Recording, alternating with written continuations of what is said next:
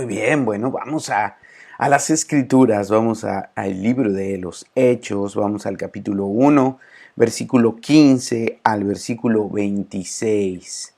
Hechos 1, 15 al 26. Dice así la palabra de Dios. Durante aquellos días, cuando aproximadamente 120 creyentes estaban juntos en un mismo lugar, Pedro se puso de pie y se dirigió a ellos. Hermanos, les dijo, las escrituras tenían que cumplirse con respecto a Judas, quien guió a los que arrestaron a Jesús. Esto lo predijo hace mucho tiempo el Espíritu Santo cuando habló por medio del rey David. Judas era uno de los nuestros y participó con nosotros en el ministerio. Judas había comprado un campo con el dinero que recibió por su traición. Allí cayó de cabeza, se le reventó el cuerpo y se le derramaron los intestinos. La noticia de su muerte llegó a todos los habitantes de Jerusalén y ellos le pusieron a ese lugar el nombre arameo Acéldama, que significa campo de sangre. Está escrito esto en el libro de los Salmos, continuó Pedro, donde dice que su casa quede desolada y que nadie viva en ella. También dice que otro tome su lugar. Entonces ahora tenemos que elegir a alguien que tome el lugar de Judas entre los hombres que estaban con nosotros todo el tiempo mientras viajábamos con el Señor Jesús, desde el día que Juan lo bautizó hasta el día que fue tomado de entre nosotros. El que salga elegido se unirá a nosotros como testigo de la resurrección de Jesús. Así se propusieron a dos hombres, a José, a quien llamaban Barsabás, también conocido como Justo, y a Matías. Después, todos ellos oraron: Oh Señor, tú conoces cada corazón. Muéstranos a cuál de estos hombres has elegido como apóstol para que tome el lugar de Judas en este ministerio, porque él nos ha abandonado y se ha ido al lugar que le corresponde. Entonces echaron suertes y Matías fue elegido para ser apóstol con los otros 11. Muy bien, vamos a meditar hoy en las Escrituras, vamos a hablar de este tema. Hoy lo que vamos a meditar es el siguiente tema: para que se cumpla la Escritura. Para que se cumpla la Escritura. Muy bien, pues vamos a ir desmenuzando poco a poco. Es un versículo, es una porción un poquito larguita, pero es un mismo tema y es algo bien interesante de lo cual queremos extraer algunas verdades, algunos principios que nos van a ayudar muchísimo en nuestra vida, en el caminar con nuestro Dios. Comienza el apóstol Pedro en el versículo número 15. Bueno, aquí Lucas, el autor, dice que estaban los 120. Haciendo una remembranza un poquito, recuerda que ¿por qué Lucas menciona el número? Bueno, porque era la condición para la ley judía en la cual mínimo 120 personas se necesitaban para poder establecer una nueva comunidad. Y aquí lo que está señalando Lucas es el surgimiento de una comunidad, y en este caso los apóstoles eran el consejo de esa comunidad, y Pedro está tomando ahí la iniciativa y anunciando algo que ahorita vamos a ir viendo. Y aquí en ese escenario, en el aposento alto, encontramos a los seguidores de Jesús, 120 que estaban en oración, que estaban en espera de recibir la llenura del Espíritu Santo, y comienza así diciéndolo es Lucas aquí. Y él dice en este mismo versículo: Pedro se puso de pie y se dirige a ellos. Y comienza a hablar. Y él, hay algo interesante, describe lo sucedido con Judas, lo cual era algo que todo mundo sabía, algo totalmente común. Y en el versículo 16 es cuando Pedro, dirigiéndose a ellos, dice: hermanos, les dijo, las escrituras tenían que cumplirse. O en la Reina Valera dice: para que se cumpliesen las escrituras. ¿Qué escrituras se está refiriendo? ¿A qué se refiere Pedro con que las escrituras tenían que cumplirse? Es bien interesante. Miren, antes de eso quiero hablarte un poquito de Judas, porque el apóstol Pedro va a hablar de las escrituras y va a hablar de lo que se habla en las escrituras acerca de Judas. Judas Iscariote es quien traicionó al Señor Jesús.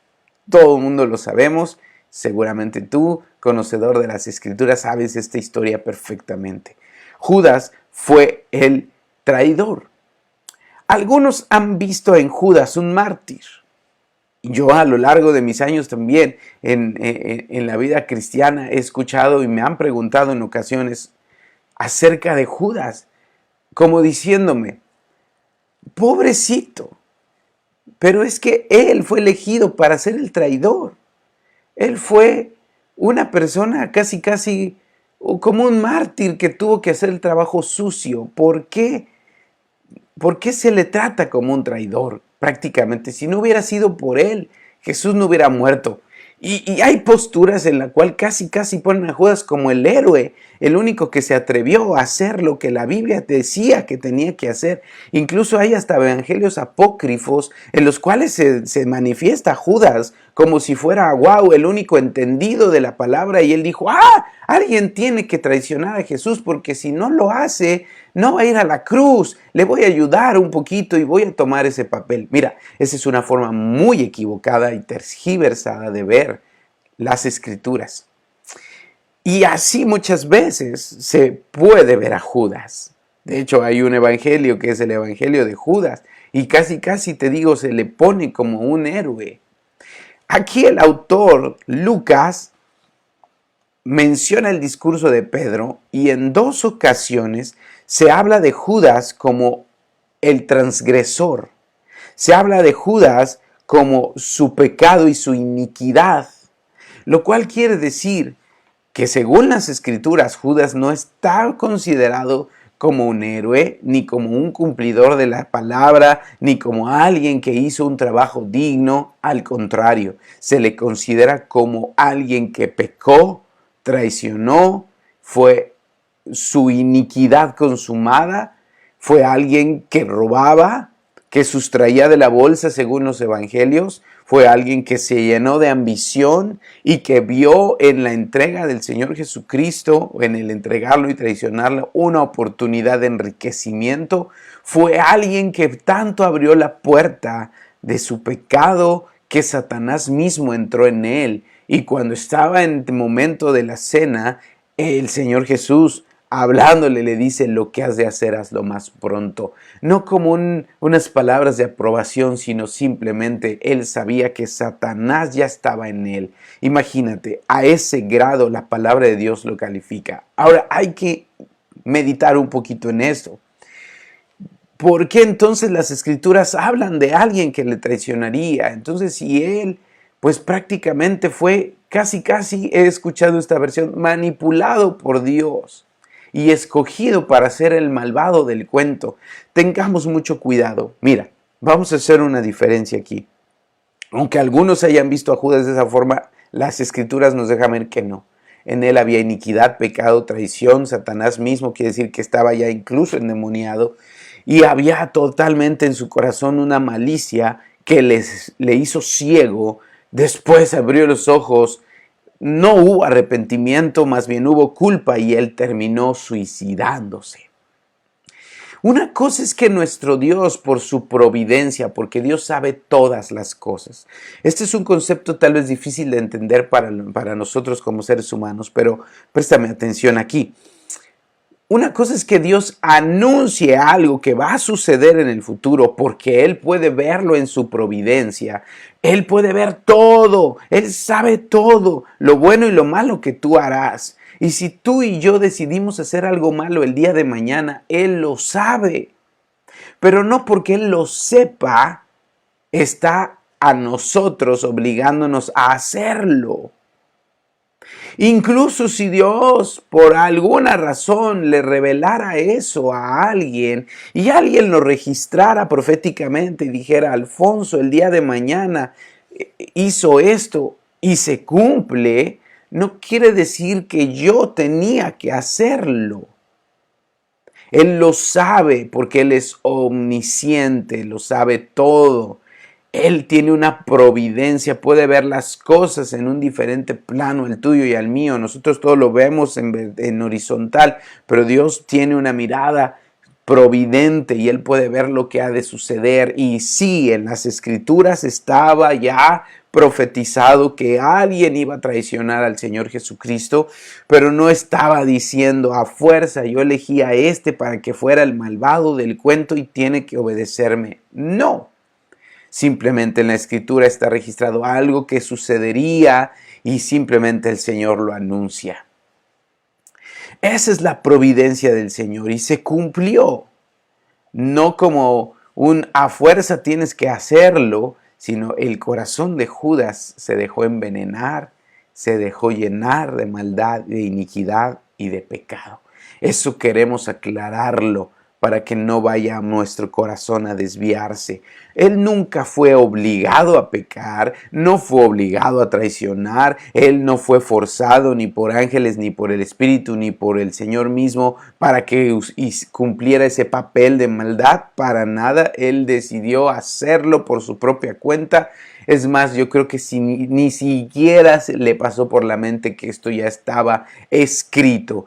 Es más, ni a los discípulos les había pasado por la mente que esto ya estaba escrito. Él salió a engañar y fue, en este caso, incluso tomado por Satanás y cometió este pecado. Entonces, ¿por qué Pedro dice para que se cumpliera la escritura? Él cita, aquí mismo está escrito, las porciones de la palabra de Dios donde habla acerca de Judas. Y quiero tocarlas. Él cita el Salmo 69 y Pedro también cita el Salmo 109, aplicándolo un poquito aquí. Y él describe acerca de Judas. Yo quiero leerte esas porciones que ahí están registradas en Hechos, pero que Pedro, ¿y por qué es importante? Porque para este tema que estoy yo tratando, es importante mencionarte esto. Dice el Salmo 69, 4. Los que me odian sin motivo suman más que los cabellos de mi cabeza. Mis enemigos tratan de destruirme con mentiras. Me exigen que devuelva lo que no robé.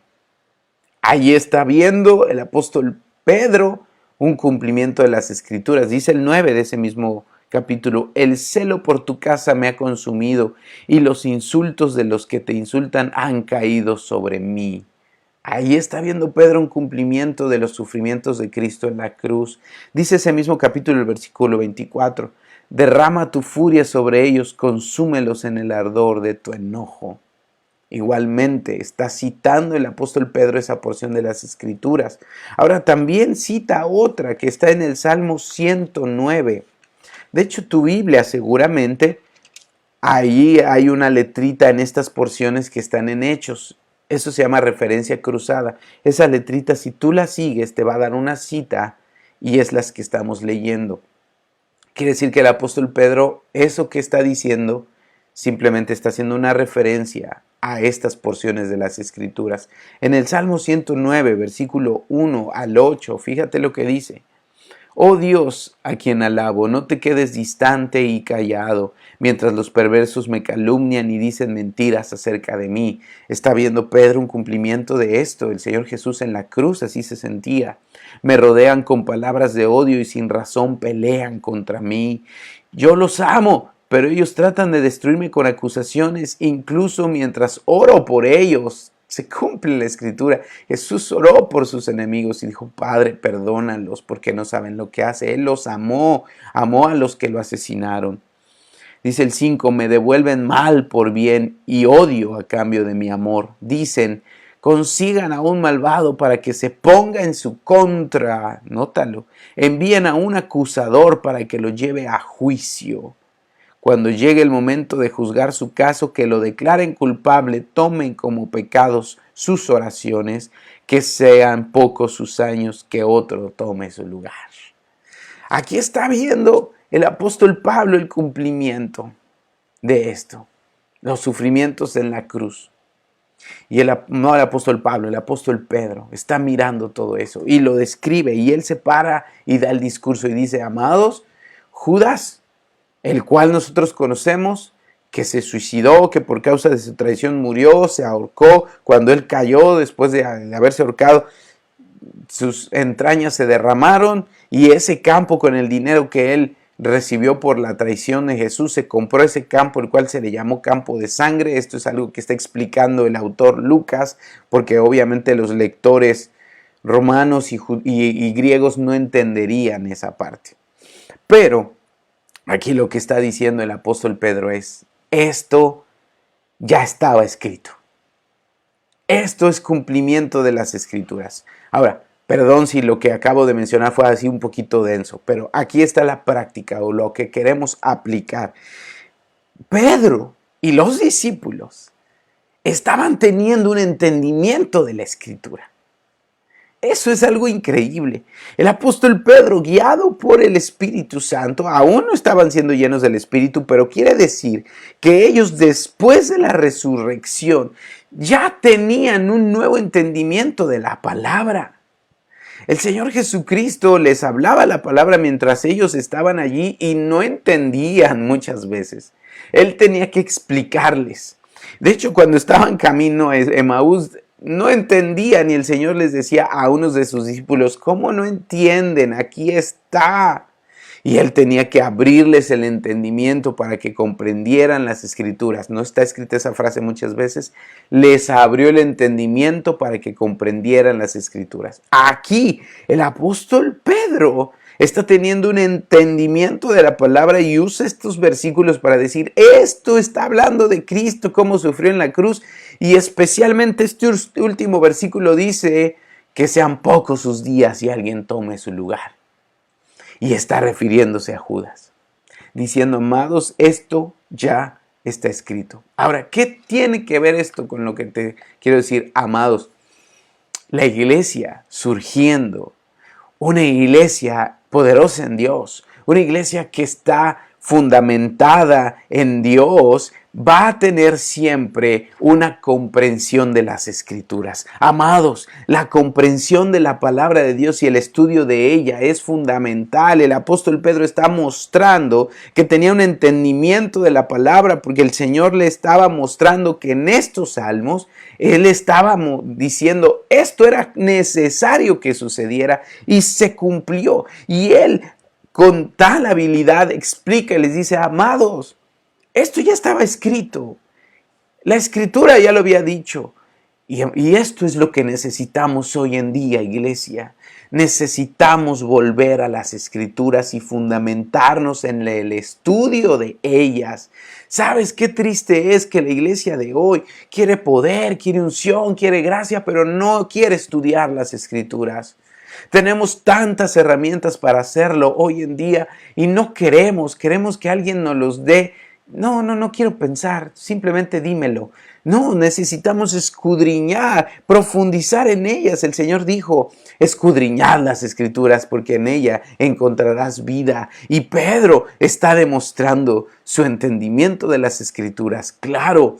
Y eso es lo que nosotros necesitamos como iglesia, porque una iglesia firme, una iglesia, el origen de la iglesia se fundamenta también, aparte de la oración y la perseverancia, en el estudio de las Escrituras. Amados, si no, ¿para qué nos reunimos?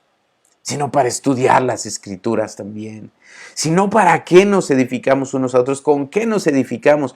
Con las Escrituras que cada uno de nosotros meditamos, leemos, estudiamos. ¿No dijo el apóstol Pablo que pues, amados, cuando te reúnes, si alguien tiene salmos, si alguien tiene doctrina, compártalo? Hágase todo para edificación. Ese es el origen de la iglesia, el estudio de las Escrituras, porque en ella encontramos los caminos de Dios. Aquí está registrados los pensamientos del Señor, no los nuestros. Nosotros, si no cuidamos esto, terminamos siguiendo nuestros propios pensamientos, nuestro corazón, nuestros anhelos, y los pensamientos del Señor son más altos que los nuestros. Y lo que tú y yo estamos llamados a hacer es hacer la voluntad de Dios, no la nuestra. El apóstol Pablo escribe a Timoteo en segunda carta de Timoteo, capítulo 3, versículo 16, y le dice, Timoteo, medita en las Escrituras, las cuales te pueden hacer sabio. Y le dice, toda la Escritura es inspirada por Dios. Es útil para enseñar, para redarguir, para corregir, para instruir en justicia, para que tú y yo, hijos de Dios, seamos enteramente preparados para toda buena obra. La iglesia está llamada a hacer las buenas obras de Cristo, pero para prepararnos para hacer las buenas obras de Cristo, las escrituras tienen que estar en nuestro corazón. Amado, no dejemos la palabra a un lado. Necesitamos volver a ella. Eso es lo que yo quiero mostrarte aquí. Describe este suceso con Judas, ya se había conocido, ya lo habíamos leído en las Escrituras, pero Pedro lo mira como un cumplimiento gracias al entendimiento que él tiene de la palabra, lo cual tú y yo necesitamos hacer. Después sucede algo, eligen, y por eso el apóstol Pedro en el versículo 20, fíjate lo que dice. Esto estaba escrito en el libro de Salmos, continuó Pedro, donde dice que su casa quede desolada, está hablando del traidor, y que nadie viva en ella. También dice que otro tome su lugar. Está hablando de Judas, por causa de su pecado, de su traición. Dice que su casa quede desolada y que otro tome su lugar. La Reina Valera traduce que otro tome su oficio. Y es por eso que entonces el apóstol Pedro, guiado por Dios, en base a las Escrituras, repito, guiado por Dios, en base a las Escrituras, es que él dice, hay que elegir a un sucesor. ¿Por qué elegir a un sucesor? ¿Que no estaban bien 11 y ya? ¿Para qué más? Ya había 120 allí. ¿Para qué queremos que alguien tome el lugar de Judas? ¿Qué chiste tenía?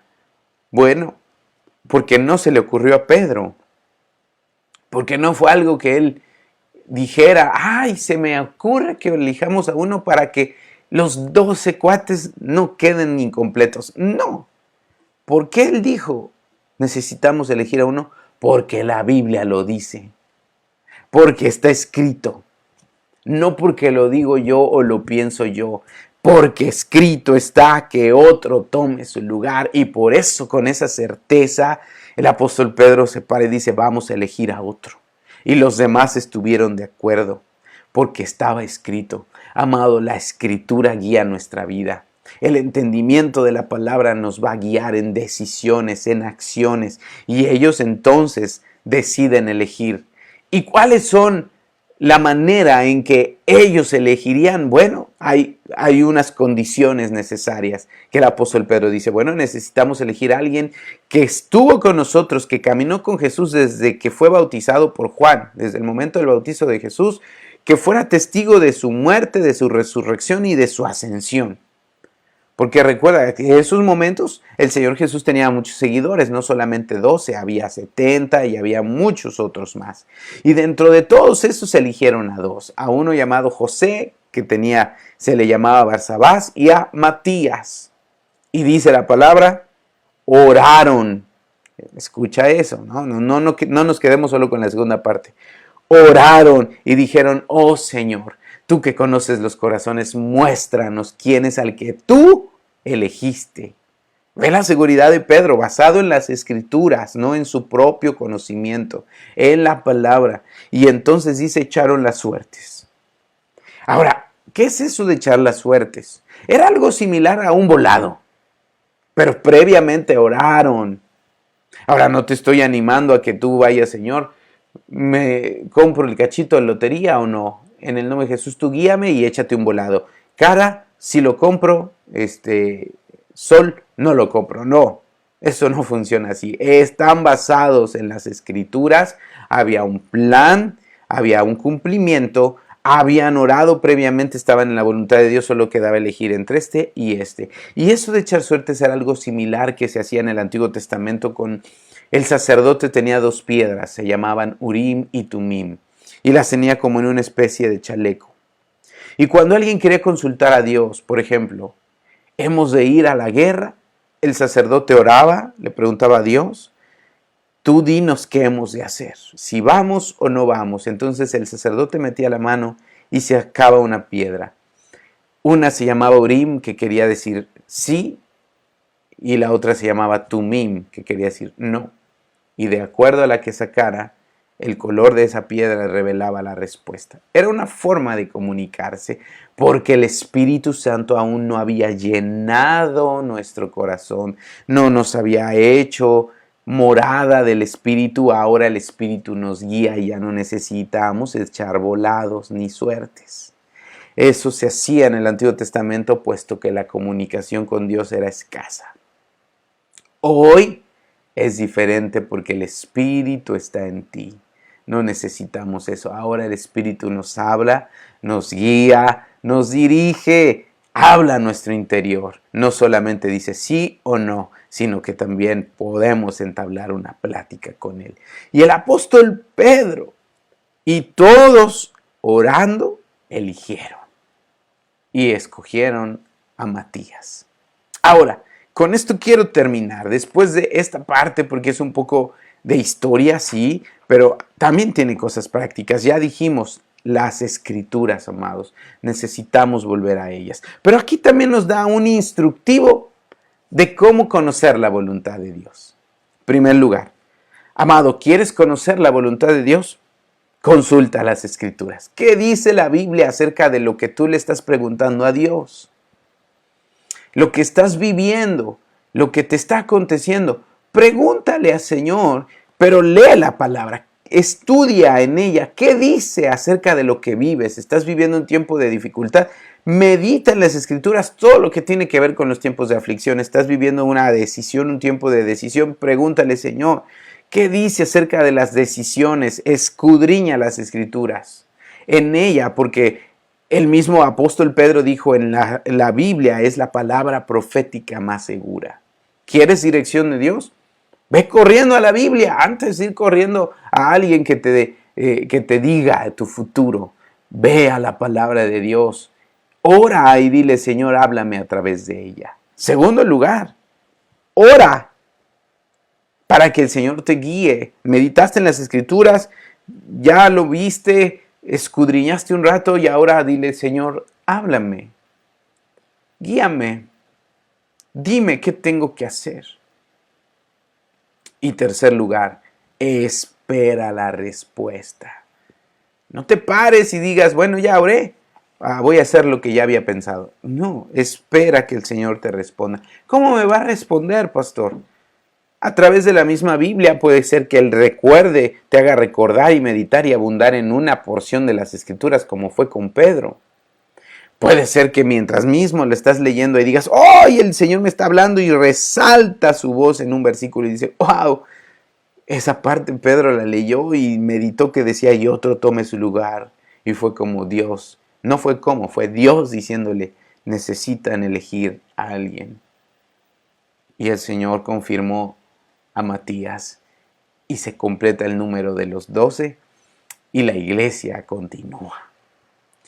Amados preciosos, terminamos con esto. Las escrituras es el fundamento de una iglesia.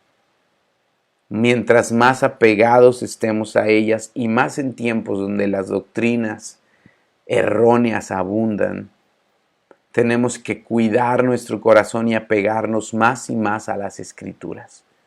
Ser fieles a ellas, fundamentarnos intensamente allí, porque en ellas vamos a encontrar vida y vamos a ser guardados de muchos errores personales y muchos errores en cuanto a las enseñanzas de la palabra. Así que, amado, fundamentémonos en la palabra de Dios y preguntémosle a Dios, Señor, ¿qué dices tú acerca de esto? ¿Qué dice tu palabra? Ese debe ser nuestro cimiento para que se cumpla las escrituras. Amado Señor, gracias porque tú nos hablas en esta mañana. Te ruego, Padre, que pongas en nosotros un hambre por tu palabra. Que surja en nosotros un deseo de arder en las escrituras.